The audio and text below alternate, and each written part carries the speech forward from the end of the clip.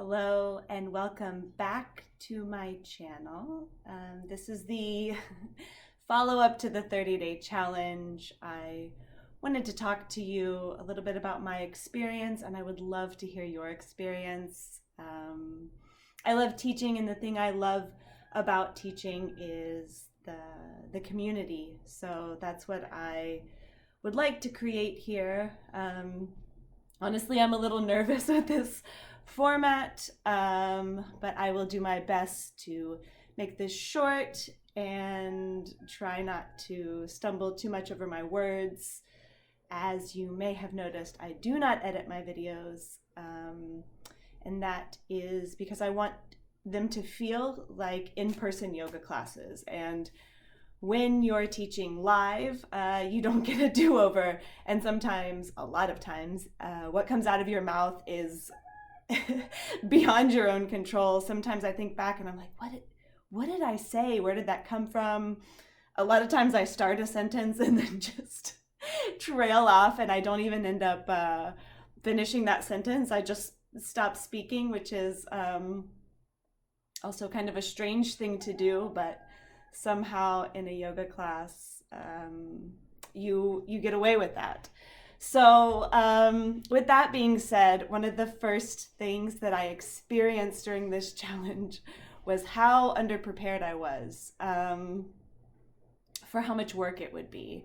And I do understand now why other online fitness and yoga instructors tend to take a small break before doing a 30-day challenge to have it organized. I was doing it in the moment, and often very much at the last minute. And again, because I don't edit my videos, sometimes I had issues and I had to just record them all over again. There was one class I recorded 3 times because my dog kept coming in and knocking the camera over. But she only did it at the end of the class, and so it was something that I was really unprepared for. And anyway, mad shout out to other content creators who do this full time, because it was a lot of work and I had a lot of technical issues at the beginning, and because I was doing it in the moment, I also had stuff going on with myself and my health. I had some weird health issues this last month, probably coming down from some stress, and yeah, I had to keep going. So it was a bit like my days in theater, if I'm honest. There were days where I was really putting on a show. I think the other thing, and I'll keep it light, and then there's some heavier stuff that I'll get into in just a moment. But the other thing is, I think at this point in my life, strength training actually is really something that is a necessity for my body, and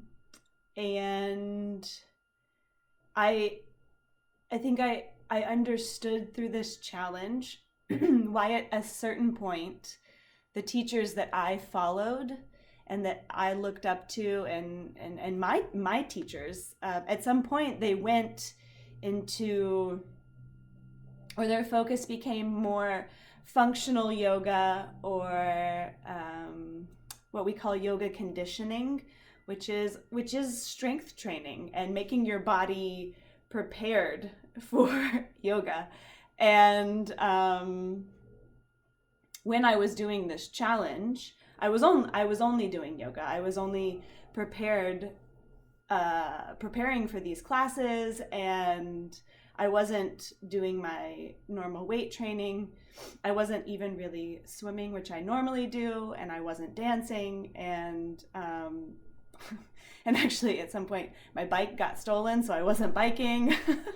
And I felt it, and that's why towards the end of the challenge I was actually injured, because I was doing too much stretching and not enough strength training. And honestly, over the years my practice has shifted to be more gentle, much softer, less like, let's do arm balances, let's do handstands, let's do crazy back bends. It's been this slower, gentler, kinder yoga. However, it was that kind of yoga very much balanced with strength training. And in this month, not having that balance, I overstretched one side of my back, and it was like contracting, and then I kept stretching it to relieve the contracting, and then it would just contract even more. So all of this to say that balance is really important when it comes to your yoga practice. If you really like gentle yoga, maybe make sure that like a couple times a week you do something to offset that, because yoga is a wonderful practice, but there is something to be said for building strength. And I think because my body really tends towards strength and muscle building, it was something I never really had to be super conscious of, but yeah, I think this practice really showed me how important it is to pay attention to the balance, right? And yoga is supposed to be about finding balance in the body.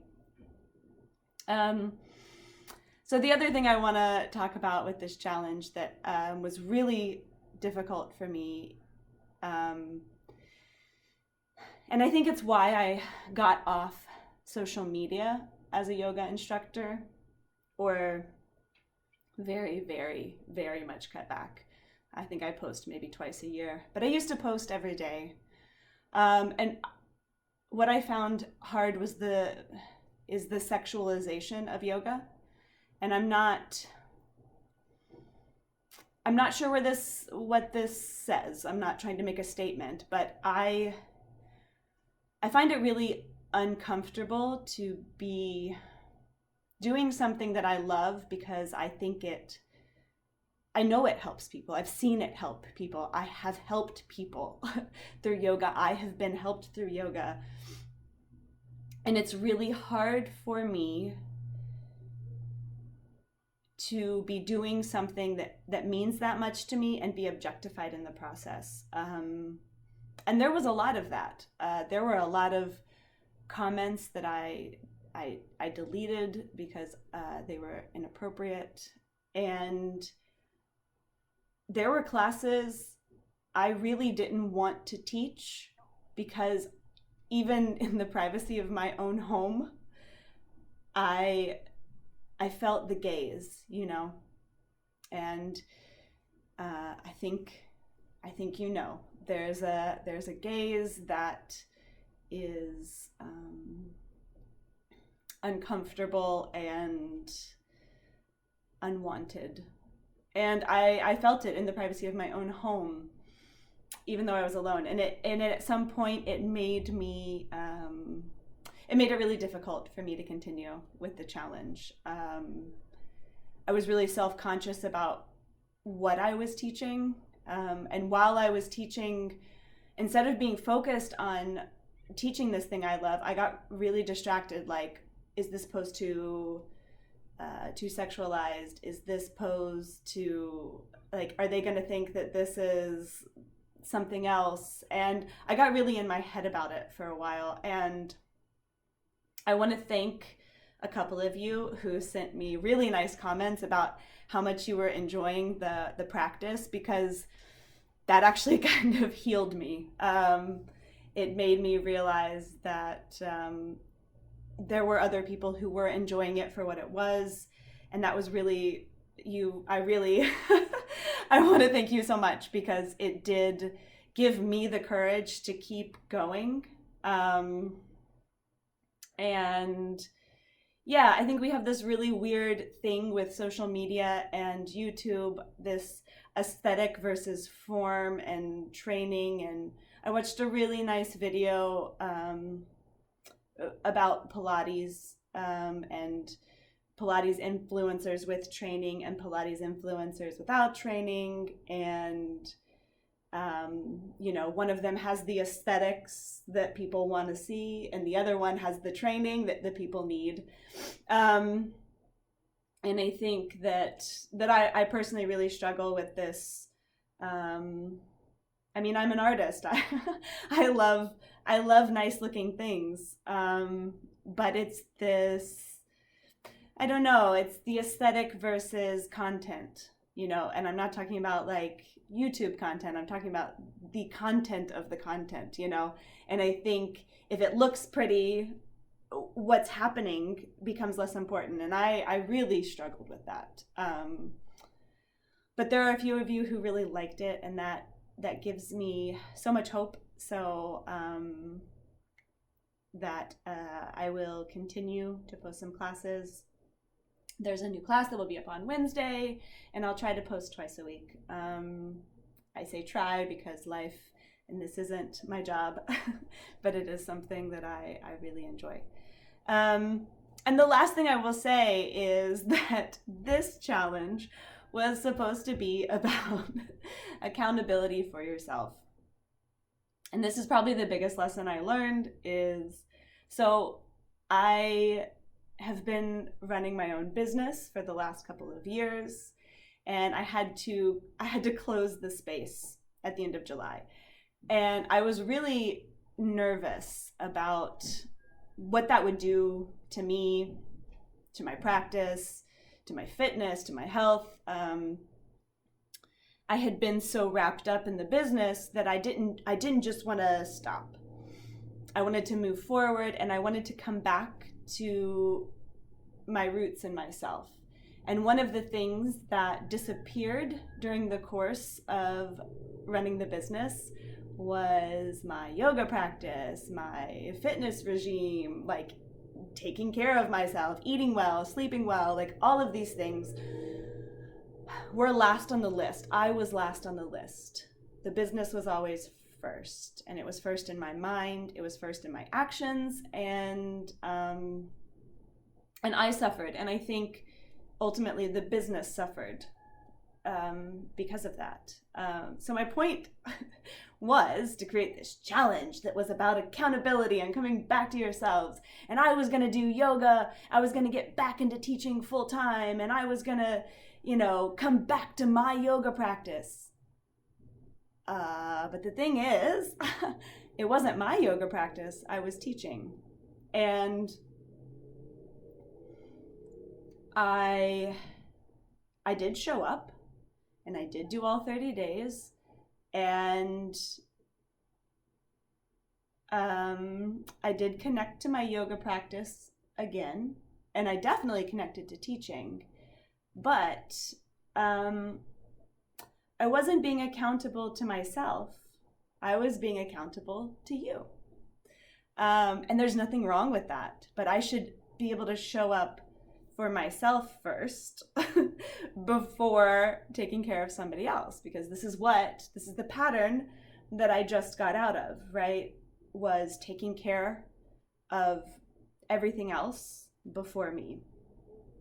And I jumped right back into that pattern, calling it accountability for myself.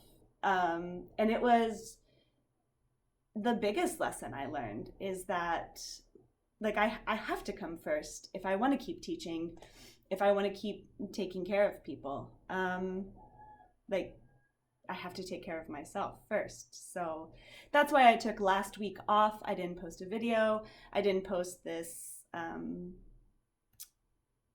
video about my experience, was because I needed that time. And actually, I think the last video that I recorded quite ill, really not well, and ended up going to be observed for the rest of the day by a doctor and have analysis run because they were trying to figure out what was wrong with me. But I still filmed the video, and probably shouldn't have. If I was feeling that bad, I should have gone straight to a doctor. But I was like, no, I have to do this because I agreed to do this.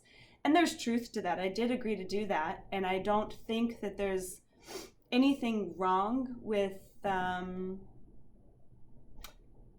following through, with holding yourself accountable for promises you've made and for commitments that you've made.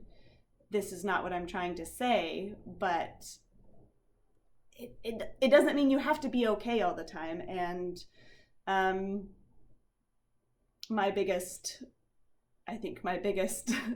lesson was that in trying to be accountable for myself, I fell back into the pattern of only holding myself accountable if there was somebody else on the other side. So moving forward, I'm really glad I did this, because I think I learned so much, and hopefully you guys enjoyed it. This video is getting really long, so I'll wrap it up.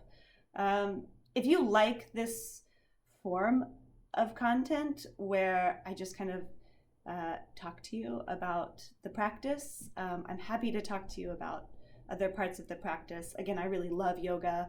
I'm happy to do yoga anatomy videos where we go really in depth on some of the muscle groups in a way that I can't really do when we're doing like a full class, but we can do maybe a workshop style. But anyway, if you enjoyed this, thank you.